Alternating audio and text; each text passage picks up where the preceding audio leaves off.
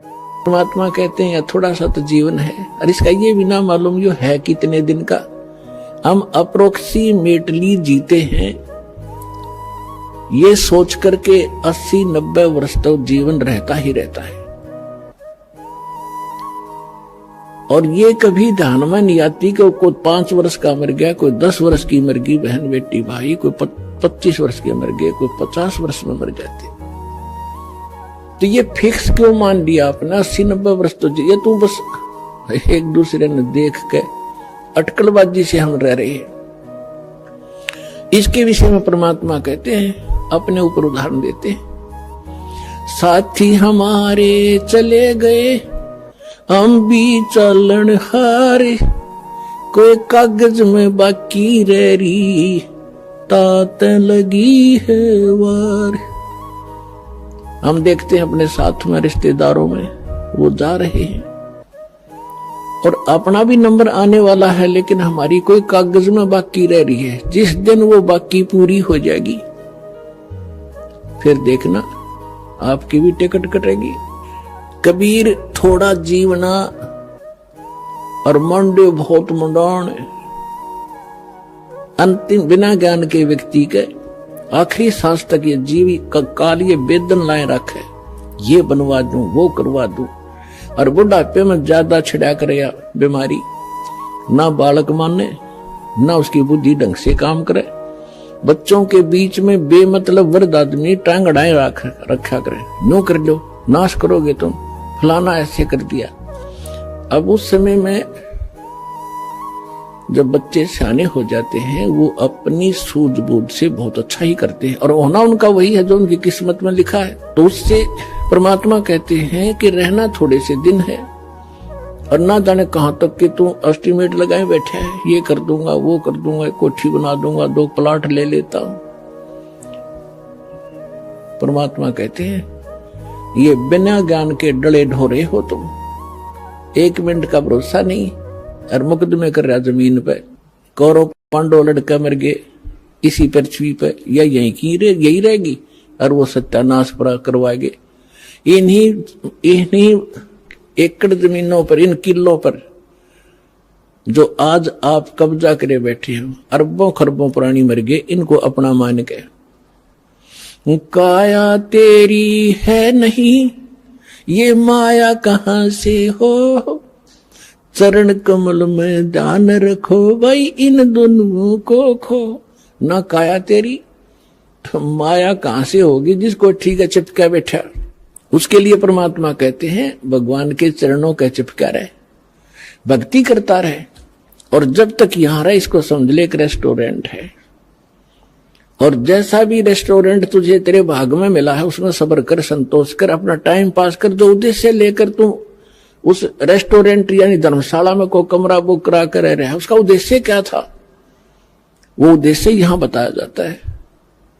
ये तन सराय धर्मशाला है, ये तन सराय में जीव मुसाफिर करता रहे दिमाग रे, रात बसेरा कर ले डेरा चले सुबेरा त्याग रे।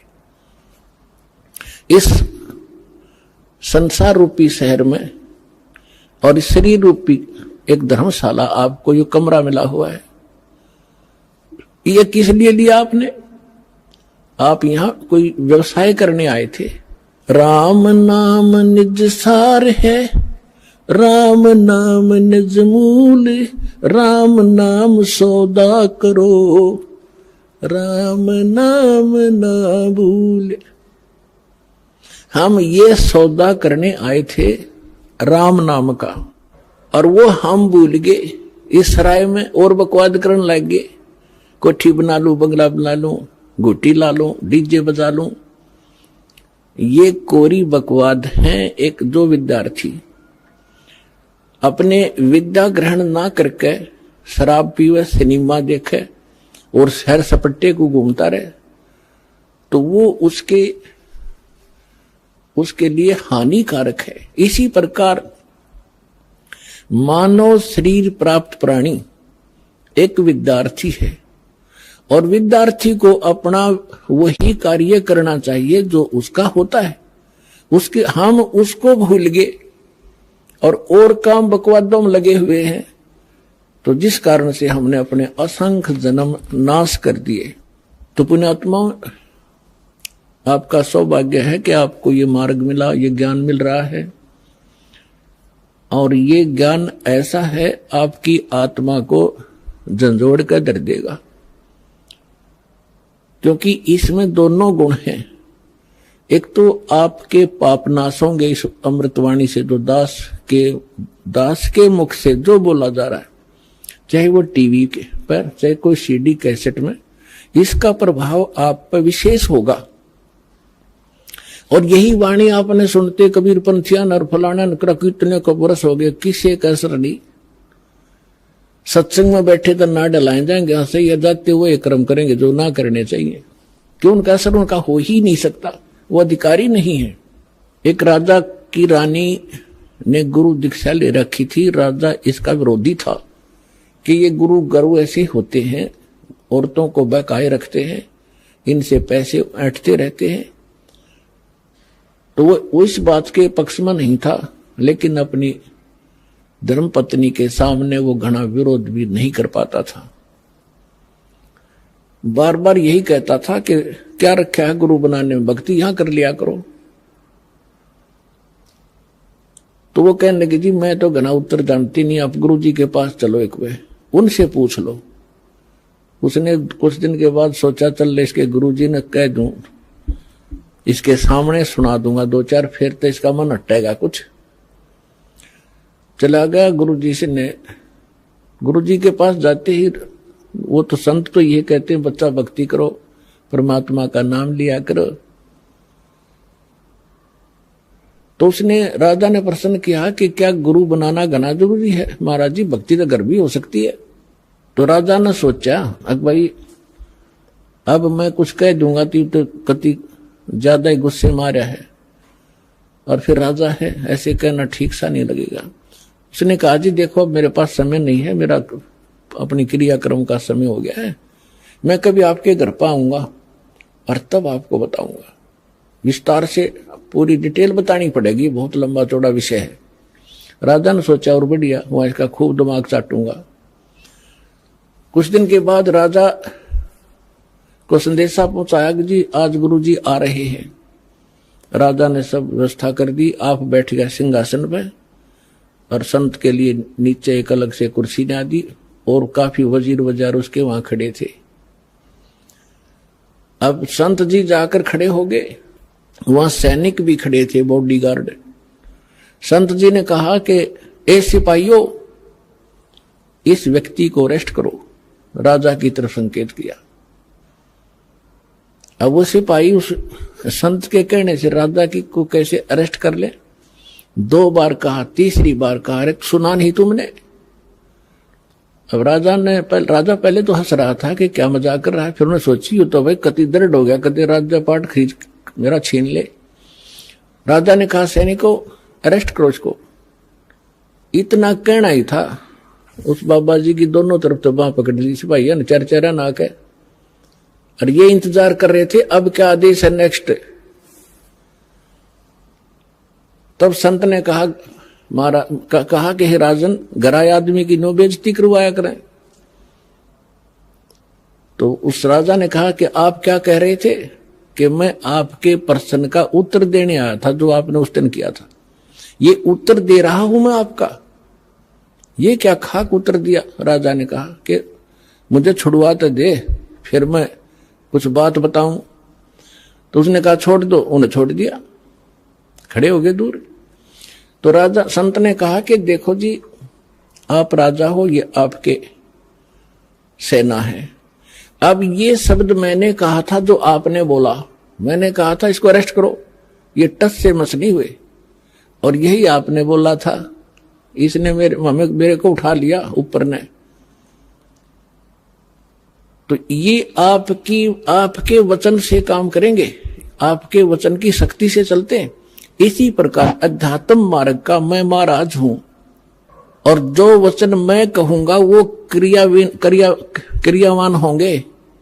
आप जैसे थे 100 वर्ष कहे जाइए, इन मंत्रों को कभी लाभ नहीं देंगे।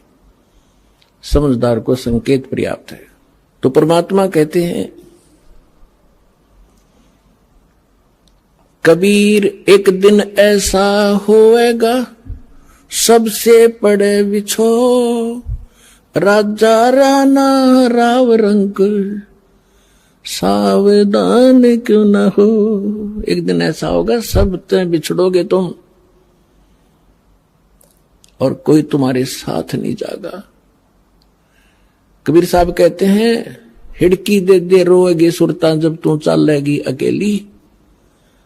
आज तो इस परिवार में आपका खूब दिल लग रहा है, या कोठी मेरी, बेटा मेरा, बेटी मेरी, या कंपनी मेरी, और जब 1 मिनट में तेरा जाने के वो कागज पूरे होंगे तब ने कहा पछाड़ खा खा रोएगी सुरता। तो जब तू जाएगी अकेली, तेरा कोई आगे पाछे होगा नहीं, गुरु तूने बनाया नहीं ताकि तेरे सामने आके खड़ा हो जाता का बेटा और उनको भगा दे यम के दूतों को। एक दिन ऐसा होएगा सबसे पड़े बिछो, राजा राणा राव रंक सावधान क्यों न हो।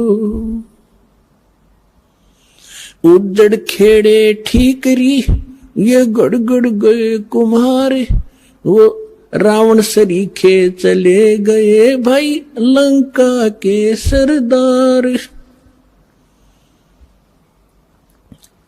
ऊंचा दिखे धौलरा और मंडी चित्ती पोले, एक हरि के नाम बिना यू काल मारे रा रोले। एक एक शब्द मालिक का विचार करियो पुण्यात्माओं। कहते थे ना बहुत ऊंचे महल दिखाई दे हैं 2-2, 3-3 मंजिल के, और खूब उसके ऊपर चित्रकारी और चिप्स लगा रखी है। एक परमात्मा की भक्ति बिना यू काल त्री रोल मार रहा है, तना मूर्ख बना रहा है। 1 सेकंड में मृत्यु हो जाएगी और फिर गधा बन कर घूम रहा होगा, कुमार तरह लठ मार रहा होगा। तो परमात्मा ये बताना चाहते हैं कि जितना तू जानता है इतना ही नहीं, इससे आगे भी कुछ है, वो परमात्मा या उसके बच्चे संत ही बताया करते। उनसे तुम संपर्क नहीं रखते। आप जिस समाज में रहते हो उनको इतना ही ज्ञान है जो आप प्रतिदिन कर ही रहे हो। परमात्मा कहते हैं कहा चनावे मेड़िया लंबी बीत उसार, घर तो 3.5 हाथ वही घना त 4.25। परमात्मा कहे कि खुशी मना रहा है, लंबी लंबी 4 दीवारी बनाकर ऊपर नीम बरवा के कि घर तो 3.5 हाथ घना तो 4.25। और कह कबीर अधिकाग है उनको नहीं विचार। अपना हाथ इतना होता ही है, इसको हाथ बोलते हैं अपनी देसी लैंग्वेज में। प्रत्येक व्यक्ति का अपना शरीर 3.5 हाथ का होता है। हूंठ हाथ कहते हैं, हूंठ हाथ 3.5 हाथ। तो परमात्मा कहते हैं आपने तो 6 कमरे की कोठी बना रखी है, एक कमरे में एक पलंग पे एक कोण में वही सो सकता, कोई से में सो ले।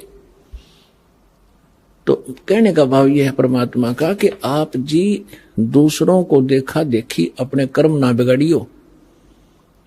जो तेरे भाग में भगवान ने दे रखा ठीक है, 1-2 कमरे 4 दिशे तेरे बना ले, और ना भी होता तो धक्का ना करिए, उसी में टाइम पास कर ले। सिर्फ ये सोचकर ये रेस्टोरेंट है, हमने कुछ दिन टाइम पास करना है।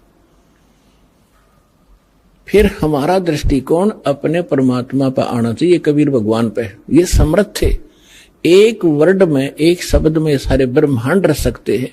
पृथ्वी उस पर सब घास फूस बना सकते हैं, फिर पेड़ पौधे पैदा कर सकते हैं एज इट इज, फलदार नो के नो, सूर्य चांद बना रखे। तो वो परमात्मा एक झोंपड़ी में रहा करता और एक क्रिया करके दिखा करता कि है अपना वर्क भी करो, काम भी करो, राम भी जपो। इतना सच घना जरूरत नहीं है बकवादों की। यदि तुमने यहां भी सुखी रहना है और उस सुख में स्थान को प्राप्त करना है, तो फिर जब उस मालिक की तरफ देखकर आगे चलो, संसार की तरफ देखकर चलोगे, आप इस मार्ग पर बढ़ नहीं पाओगे। ठीक फिर परमात्मा कहते ज्यों राखे त्यों ही रहूं। कैसे ही रखे मालिक, चाहे अपने सुख कार दे, कोठी दे, नो प्रॉब्लम, पर भगवान ना भूलना। कहने का भाव मालिक का ये है, यानी कम से कम बता रहा है कि 3.5 हाथ और 3.25 का भी मकान हो तो भी संतोष करना, पर भगवान ना भूलना। अगर राम भूल गए और दूसरे की नकल के लिए किसी ने कोठी बनाई मैं भी बनाऊं तो बात बिगड़ेगी। भगवान कोई बालक नहीं, सब पता उसको कि इसने इस बच्चे को जब तक खिलौना नहीं मिलेगा यो आगे नहीं चलेगा, तो वो भी खिलौने यहां वो देगा आपको, ऐसी बात नहीं, बालक नहीं है। अपने बच्चे को कोई रोता नहीं देख सकता, और समर्थ धनी पिता तो कदे ना देखे, तो आप धनी पिता की संतान होगे हुई उस कबीर भगवान की। आपको किसी चीज का अभाव नहीं रहने देगा, लेकिन भक्ति करनी पड़ेगी। अब यहाँ की सतिथि बताते हैं परमात्मा की, आप किस स्थान पर रह रहे हो। साथी हमारे चले गए, हम भी चालन हारे, कोई कागज में बाकी रह रही, तात लगी है वारे। पतझड़ आवत देख कर बन रोवे मन माही, वो ऊंची टहनी पात थे, आज पीले हो जाही। पात जड़नता यूं कहे, सुन भई तरवर राय, अब के बिछुड़े नहीं मिले, न जाने कहां गिरेंगे जाए। तरवर कहता पात से, सुनो पात एक बात, यहाँ की यह रीति है, एक आवत एक जात। परमात्मा एक उदाहरण दे रहे हमारे लिए, क्या बता रहे हैं कि जैसे संसार रूपी वन में और एक परिवार रूपी पेड़ लगा हुआ है, पतझड़ आती है, जब उनका पत्ते झड़ने का समय आता है, उस समय परमात्मा कह रहे हैं कि पहले हरा भरा था वो वन, अब मन में रो रहा है कि कोई पत्ता नजर नहीं आ रहा, पीले होकर गिर रहे हैं। और फिर क्या बताते हैं, पतझड़ के अंदर पुराने पत्ते टूट टूट कर पीले होकर गिर जाते हैं। कोई गंदे नाले में गिरता है, कोई पशुओं के पैरों के नीचे काटा जाता है, या कोई इकट्ठा करके फूंक दिया जाता है। उसकी तुरंत बाद छोटी छोटी कोपल फूट आती है और फिर वो पत्ते बनकर फड़फड़ाने लग जाते हैं। 1 साल वो फड़फड़ा लेते हैं और फिर उनकी वही दशा होती है, फिर नई कोपल आ जाती है। तो परमात्मा समझाना चाहते हैं कि आज जो हमारे जैसे बूढ़े हो गए, ये पीले हो गए, हम सफेद बाल साफ दिखाई दे रहे हैं, जान का टाइम आ लिया, और अब भी बकवाद ना छुट्टे तो फिर वो मूर्ख आदमी है। और तुरंत ही दादा की मरण का टाइम हो गया, पोते तैयार हो लिए, 50-60 साल वो पोते नाच कूद लेंगे, फिर उनकी वह दशा होगी। तो परमात्मा कहते तुम रह कहाँ रहे हो, कदे बुद्धि से काम लिया, और लिया तो कोई विकल्प नहीं था। आज आपके सामने विकल्प है इसका कि ये काम करके आप इसको सदा के लिए समाप्त कर सकते हो। परमात्मा समझा रहे हैं कि पतझड़ आवत देखकर बन रोवे मन माही, ये ऊंची टहनी पात थे, ये पीले हो जाए। पात जड़नता यूं कहे, सुन भई तरवर राय,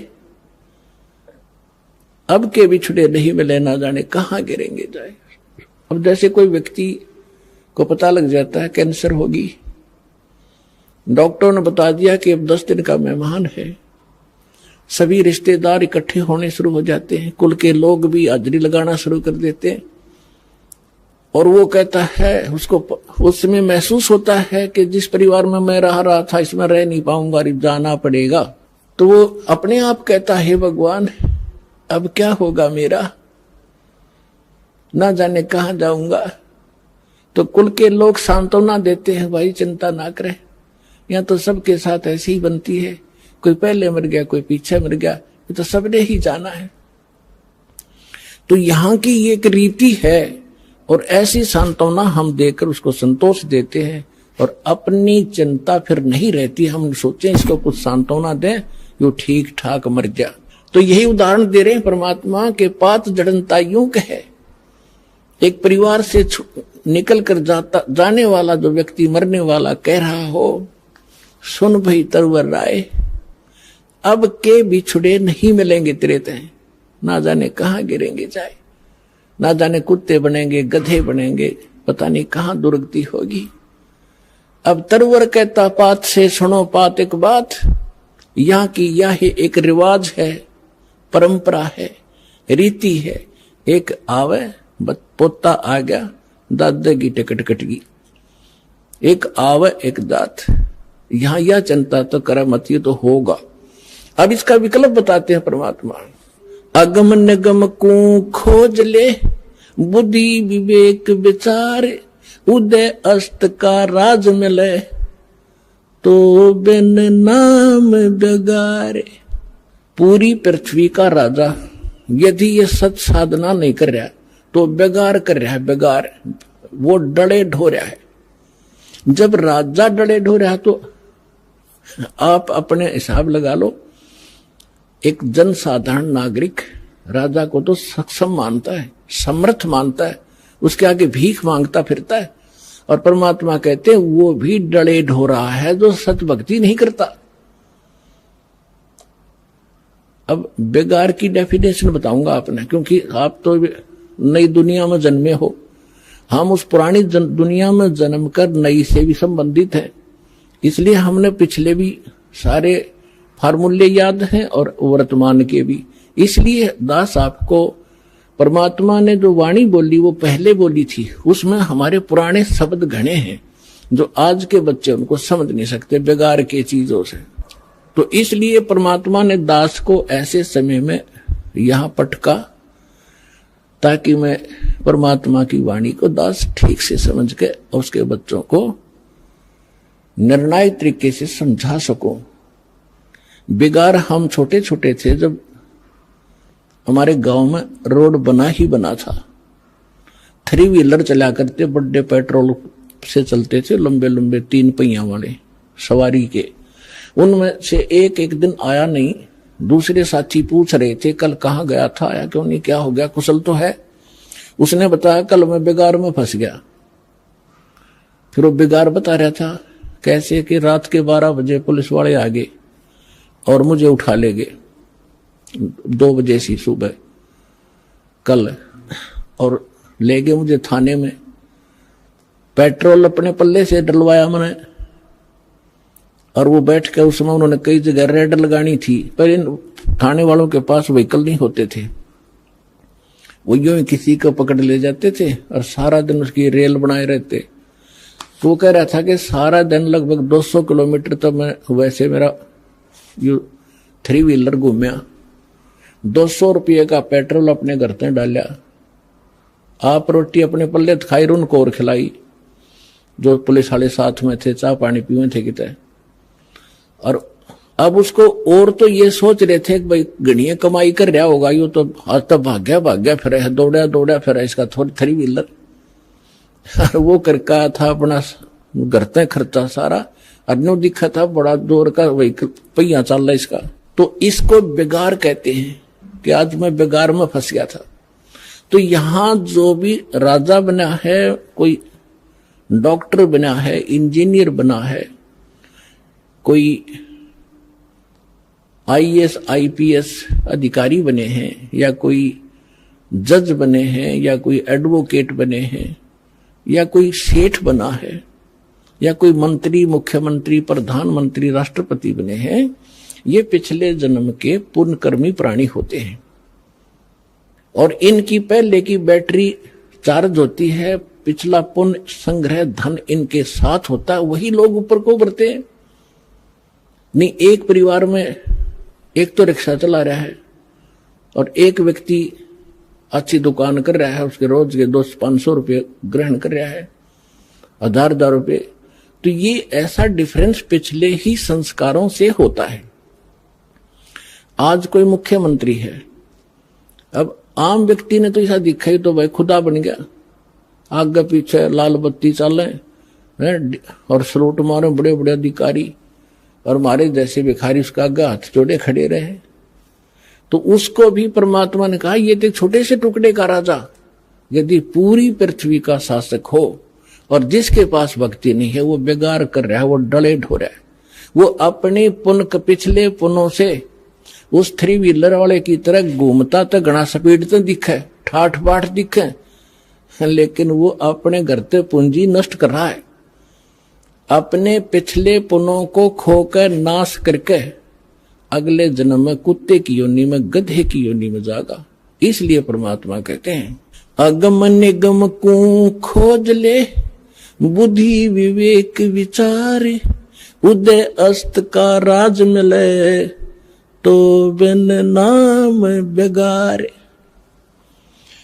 पृथ्वीपति चकवे गए, जिनके चक्र चलंत, रावण सरीखे कौन गिने, अश गए अनंत। बिन उपदेश अचंभ है, ये क्यों जीवत हैं प्राण, भक्ति बिना कहाँ ठोर है, ये नर नाही पाषाण।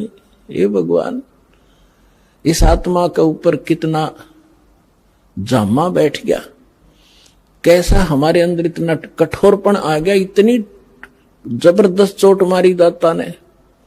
इसको जगाने के लिए तू कहां बैठा है, तू कर क्या रहा, तेने करना क्या चाहिए था, और जिस सुख को तू यहां खोज रहा है वो भी ना मिलता तेरे को, क्योंकि वो आपको केवल संस्कार ही प्राप्त होगा। चाहे कितने कुबद कमा ले, कितनी चोरी कर ले, और कितना रिश्वत ले ले, कितनी मिलावट कर ले, कितने डाके मार ले, आपके भाग में उतना ही रहेगा, ज्यादा नहीं रह सकता। कल आपने चोरी करके 2 लाख कमा लिया, अगर कोई ऐसी समस्या पैदा हो जाएगी 4 लाख में पंडा छूटेगा।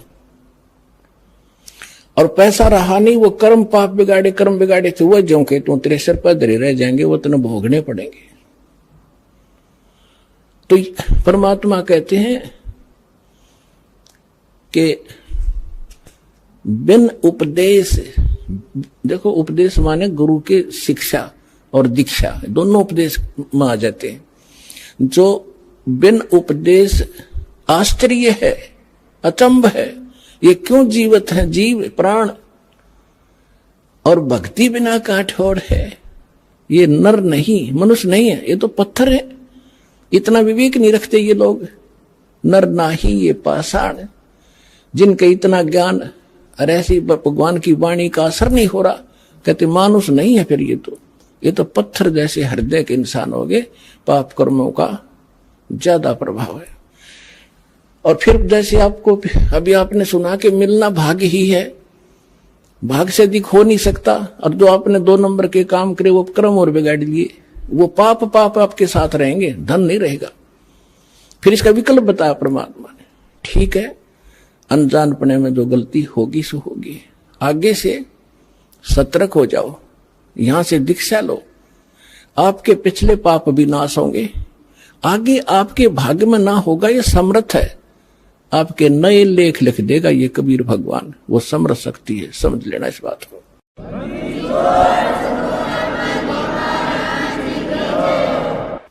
बिन उपदेश अचंभ है, क्यों जीवत है प्राण, भक्ति बिना काठोर है, ये नर नाही पाषाण। आगे गए ना बावड़े, रहते भी सब जा, बिन साहेब की बंदगी, कहीं ठोर ठिकाना ना। होय होय पुण्यात्माओं, कलेजा फटफटा होगा आपका एक दिन, जब आपका पाप कर्मों का बुखार उतर जाएगा, आत्मा निर्मल हो जाएगी, आंखों से आंसू नहीं सूख्या करेंगे जब ये वाणी सुना करोगे। अब क्या बताते हैं परमात्मा कि जो हमारे दादे परदादे पहले चले गए, उन्होंने ताकि बताया नहीं उनकी के दुर्दशा हुई, और शेष भी जा रहे हैं। अब भगवान आके बताते हैं स्वयं, और फिर उस जिन संतों से वो मिलते हैं वो संत बताते हैं। तो क्या बताते हैं कि पहले चले गए वो तो वापस नहीं आपको बताने आए, और रहते भी सब जा रहे हैं, और बिन साहेब की बंदगी, बिना भगवान की भक्ति की ठोर ठिकाना। अब यहां समस्या और आती है, भगवान कौन है, साहेब कौन है। अब ये दास ने आपको बहुत बार बता रखा है, इसको बार बार रिवाइज ना करूं, क्योंकि देखो एक तहसीलदार भी साहब है, मालिक है, स्वामी है। एक कमिश्नर, डिप्टी कमिश्नर भी, डीसी भी स्वामी है, डीएम बोल रहे हैं कई जगह उसको। और मंत्री भी, पर मुख्यमंत्री भी साहब है, प्रधानमंत्री भी साहब है, राष्ट्रपति भी साहब। तो यहां कौन से साहब की तरफ संकेत किया गरीबदास जी ने? उनका कौन साहब था? अनंत कोट ब्रह्मांड का एक रुति नहीं बाहर, सतगुरु पुरुष कबीर है ये कुल के सिरजनहार। हम सुल्तानी नानक तारे दादू को उपदेश दिया, जात जुलाहा वेद न पाया वो काशी में कबीर हुआ। यानी ये भगवान भी बता दिया है वो साहेब कौन सा जिसकी भक्ति करनी चाहिए।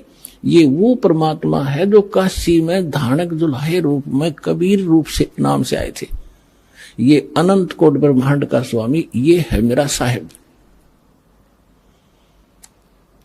तो यहां कहते हैं पहले गए आगे गए ना बावड़े, रहते भी सब जा, और बिन साहेब की बंदगी कहीं ठोर ठिकाना ना। जैसे आज यहां प्रधानमंत्री बन गया, भक्ति की नहीं तो राजा का नेक्स्ट जीवन गधे से शुरू होता है। ये विधान बता रखा है भगवान का। अब गधे का जीवन जब पूरा होगा वहां मृत्यु, फिर कहेंगे चलो कहां? कोई पुण्य बना है तो स्वर्ग में जाओगे। स्वर्ग का समय निर्धारित है आपके संपुणों के आधार से। वो पुण्य, आपकी पूंजी जब समाप्त हो जाएगी फिर चलो नरक में, पाप वहां भोगने पड़ेंगे। जब तक हम कबीर साहब की शरण में नहीं आते, इस दास से उपदेश लेकर सतभक्ति आप नहीं करोगे, तो आपको केवल वर्क डन मिलेगा। जैसा कर्म किया वैसा ही भगवान आपका, थारा भगवान उतना ही फल देता रहता है। जिसको तुम भगवान मानते थे वो केवल इतना ही काम कर सकते हैं, जैसा कर्म वैसा ही फल। और ये परमात्मा आपके पाप नाश करेगा, ना भाग्य में होगा, और आपको आवश्यकता होगी, नो नहीं बेमतलब डिमांड करोगे वो नहीं मिलेगा। एक विद्यार्थी जो आवश्यक वस्तु मांगता है, पिता माता वही देते हैं। और वो मांगा मैंने बंदूक ला दे कि पागल है पिताजी, विद्यार्थी को गन ला के देगा तो ऐसी डिमांड करोगे फिर नहीं मिलेगी आपको। हाँ, जो आवश्यक होगी, समर्थ पिता सब कुछ देगा अपने बच्चे को, हर पल पल पर सारी सुविधा देता है, तो आप समर्थ की शरण में आ गए हो। तो इस प्रकार अब फिर उसके बाद जब आप नरक में जाओगे, फिर नरक से कहेंगे चलो समय पूरा होगा, कुत्ता बनो, कुत्ते का समय पूरा हुआ, चलो आगे नेक्स्ट जीवन। और फिर कभी मनुष्य बन गए भूल भटक कर, फिर यही क्रियाएं, फिर मृत्यु, फिर चलो। तो कहते हैं आगे गए ना बावड़े, ये रहते भी सब जा, और बिन साहेब की बंदगी कहीं ठोर ठिकाना ना। और इस परमात्मा की भक्ति करने से, इसकी भक्ति ना करने से क्या कहते हैं? संसा शोक सराय में सुतक दिन राती, जीवत जग में जूते पड़े फिर जम तोड़े छाती। कि सब किसी ने देख ले, किसी का ज्ञान कंप्लीट नहीं, सब शंका के अंदर है, सबको संशय बना हुआ है, सबको ये चिंताएं सता रही है। कहते संसा शोक सराय में, इस मनुष्य रूपी सरा में ये तुम्हारे अंदर भर रखी काल ने। और सुतक दिन राती, सुतक एक टेंशन खत्म हो दूसरी तैयार, वह कितना तो सेट हो इतने तीसरी तैयार। कहते सूतक सी हो रहे तुम्हारे इस दिमाग में, जैसे बच्चे पैदा होया करें, मच्छर से पैदा हो, कहते सूतक तुम्हारे साथ ला रखे, और जीवित जग में जूती पड़े। अब हम क्या सोच रहे हैं बुढ़ापे में सुख होगा? इन बुढ़िया ने पूछ लो किसा सुख से इनके जीने। जो भक्ति नहीं करते, भक्ति करेंगे उनके तो हाथ रखेंगे बच्चे, क्योंकि एक तो भक्ति की शक्ति, और फिर बच्चों के अंदर विनम्रता। यहाँ आप देख रहे हो, कोई कितना का, कोई किसी की बहन, कोई किसी कितना तो भाई आया हुआ है, और सबको इतनी आदर देते हैं, बूढ़े बुजुर्ग भाई बहनों को, अपनों को भी ना दिया जाए यहाँ पर। और यहाँ आकर जो ऐसा नम्र होंगे तो घर में क्या वो ऐसा भाव नहीं बरतेंगे? तो सुख भी इसी तरीके से उस वृद्ध अवस्था में भी होगा, और फिर भगवान की भक्ति साथ होगी, 100 रोग कटेंगे। बुढ़ापे में तो सारे तो दुख हो जाया करें, शरीर भी कंडम, रोग भी घर करें, आंखें दिखे नहीं, बालक भी गुर्राव है। तो इस प्रकार परमात्मा कहते हैं बूढ़ा होवे पड़े खाट में, बूढ़ा होवे पड़े खाट में सुने बचन खारे, कुत्ते तावण का भी सुख को ना ये छाती फूकण हारे। जो बिना ज्ञान की बहु न्यो उलाने दिया करे बूढ़ा बुढ़िया ने। पुराने समय में बूढ़ा बुढ़िया की खाट गेट पर डाली जाया करती और बहू कह कर जाया करती तो देखिए कुत्ता ना बढ़ जा घर में। अब बुढ़ापे में जब दिक्कत फिर उड़ा के वो कुत्ता बिल्ली सब बदमाश हो कि तन की तय बढ़ जा, वो कूद मस्ता रहेगा अंदर जाके न। तो दूध दाद या लस्सी लस्सी खिंडा दी गिरा दी उसने, तो बहू आवेगी अंदर जाते देखेगी उसकी सौ पर सुई जावेगी, तब उसको लाना देती है। परमात्मा कहते हैं वृद्ध हुए फिर पड़े खाट में सुने वचन खारे, और कुत्ते ताउन का भी तुम्हारा सुख को ना तुम छाती फूकण हारे। वह बहू फिर ये चमोले सुनाओगी, तुम शब्द श्लोक सुनाओगी, और कुत्ते भी ना हटा सकती, तुमने छाती फूक दी मारी। तो परमात्मा कहते हैं फिर आपके बच्चे भी पुत्र वधू भी भगवान से डरने वाले होंगे, कटु वचन नहीं बोल सकते। क्योंकि ऐसा है व्यक्ति को, यदि कोई तगड़ा व्यक्ति कटु वचन बोलता है वो बोलेगा नहीं, क्योंकि विरोध करने का उसमें सामर्थ्य नहीं, वो रोया करे, उस समय वो गरीब होकर रोता है और परमात्मा उसकी घड़ी सुनता है। तो इसलिए कोई ऐसे अपनी पुत्र वधू को या सास अपनी वधू को, क्योंकि नई नई बेटी आती है वो बहुत संकुचित और शर्मा कर रहती है, डर कर रहती है, उससे बहू वो सास भी कोई गलत व्यवहार करती है तो उसकी आत्मा दुख पाती है। तो हमने आपस में ये कर्म बढ़ाने नहीं घटाने हैं। तो इस ज्ञान से ये भी आपके अंदर एक पैमाना बना रहेगा कि नहीं, दुख नहीं देना चाहिए, स्वयं दुख हो लेना चाहिए, दूसरे को दुखी हम नहीं कर सकते। हिरणा कुछ में मैं करे कोटि 49 राज। अब क्या बताते हैं कि संसा शोक सराय में सूतक दिन रहती, और जीवित जग में जूते पड़े फिर जम तोड़े छाती। अब यहां तो सारे उम्र दुख में काटेगा, बुढ़ापे में बूढ़ा स्वयं दुखी, फिर ऐसे व्यवहार से भी तंग, और अगले जन्म में कहते हैं फिर बिना भक्ति किए हुए प्राणी को यम के दूत घसीट के ले जाते हैं, उसकी टट्टी और पेशाब निकल जाता है, उसको आकर इसी भयंकर शकल दिखाई देती है। अंत समय में उसकी गर्दन दबा दी जाती है, सूक्ष्म रूप से जबान बंद कर दी जाती है, वो बोल भी नहीं सकता।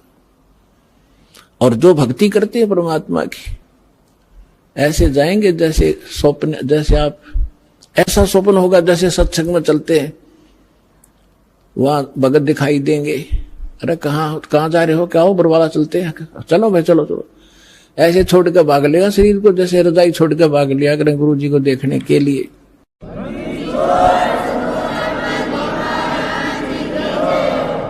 और फिर सतलोक में फिर ऊपर जाएंगे त्रिकुटी पे, सारे निकलते दिखाओगे यहां से गणेश के कमल में, फिर सावित्री ब्रह्मा वाले लोक में कमल से होते हुए, फिर नाभि ब्रह्मा विष्णु जी और लक्ष्मी जी के लोक से होते हुए सबका अकाउंट क्लियर करवा के, फिर वो जैसे कोई जाते हैं ना कहीं पर नई स्थान पर, तो पीछे पीछे सारे उसका अनुसरण ही करते रहते, यहाँ ये कर ले, बता कर ऐसा यहाँ कर, अच्छा यहाँ से कर दे, यहाँ जूते जमा करा दे, यहाँ जोत का सामान जमा करा दे।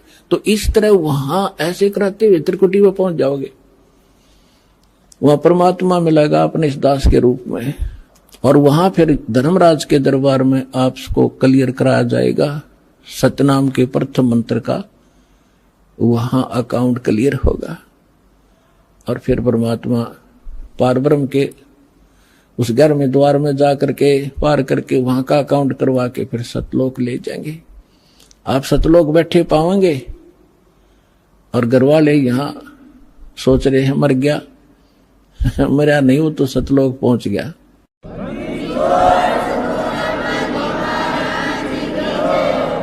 हिरणा कुछ में मैं करे, यहाँ की इस भौतिकवाद की कितनी इसके अंदर कमजोरी है, जिसको परामांडी पाके बैठे थे। कहते हिरण्यकशिपु ने पूरी पृथ्वी पर शासन बना लिया था अपना, और न्यू कहता मैं ही हूं, मैं भगवान हूं। हल्दी की गांठ प्राप्त करके 5-4 वर ले लिए ब्रह्मा जी से, सुबह मरू ना शाम मरू, दिन में मरू ना रात मरू, पशु से मरू ना पक्षी से मरू, मनुष्य से मरू ना फलाने से मरू। और फिर बस इससे अपने आप को मान बैठा, आई एम गॉड, मैं हूं सब कुछ। तो परमात्मा कहते हैं सूक्ष्म ज्ञान में, हिरण्यकशिपु में मैं करे पूरी पृथ्वी का राज, ऐसे नरसिंह ले गया जो तीतर को बाज। कहते यह ब्रह्मटी होगी इन लोगों की। हिरण्यकशिपु छाती तड़वाई, ब्राह्मण बाणा और कर्म कसाई।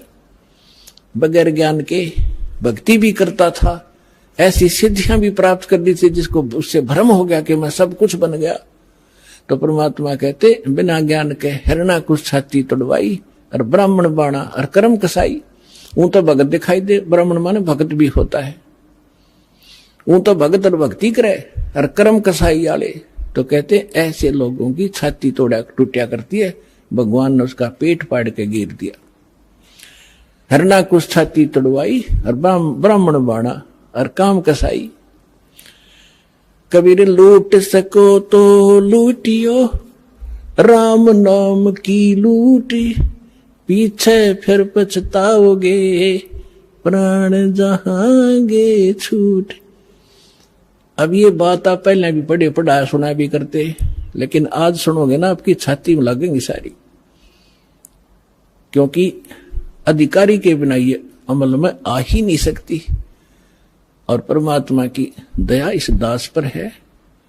आपको दास बार बार समझाता है, दास एक जीव है, लेकिन समर्थ के संग में उस परमात्मा ने दास को अपना मान लिया, और दास एक चलता फिरता पावर हाउस है थोड़े पावर का, जो इस पूरे संसार ने तो पर्याप्त है, इतनी पावर है दास को दे रखी है।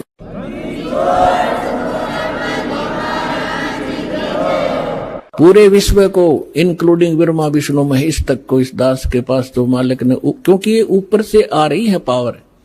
अब जहां कोई पावर हाउस है बरवाला में, वो पावर हाउस से खोखा है, और उसका कनेक्शन थर्मल प्लांट से है, जहां बिजली दिन रात बनती ही रहती है, वहां एंड होता ही नहीं। और इसकी अपनी अक्षमता है, ये बरवाला के लिए पर्याप्त है। तो इसी, लेकिन वो लाइट आ रही है वहां से, अगर यहाँ इसको जरूरत ज्यादा बढ़ेगी तो इसकी अक्षमता भी बढ़ जाएगी, लेकिन लाइट आ रही है पीछे से ही। तो उस परम पिता से, कबीर भगवान से, सतलोक से दास के पास वो पावर आ रही है, और आगे कनेक्शन दास आपको उसी पावर से दे रहा है। अब क्या बताते हैं कबीर, जिव्या तो वाहे भली, जो रटे हरि नाम, नहीं तो काट के फेंक दियो, यो मुख में भलो ना चाम। परमात्मा के नाम के जाप की कितनी महिमा बता रहे परमात्मा।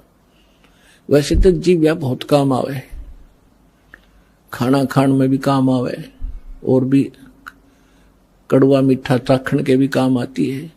परमात्मा कहते हैं यदि इससे आपने भगवान की भक्ति और उसका गुणगान नहीं किए, तो इस चाम की इसे अच्छे जगह पे मुंह ताम सबसे उत्तम मानना है, इसमें कति आवश्यकता नहीं। ये जीव ना तय फिर ईसा जुलम करेगी।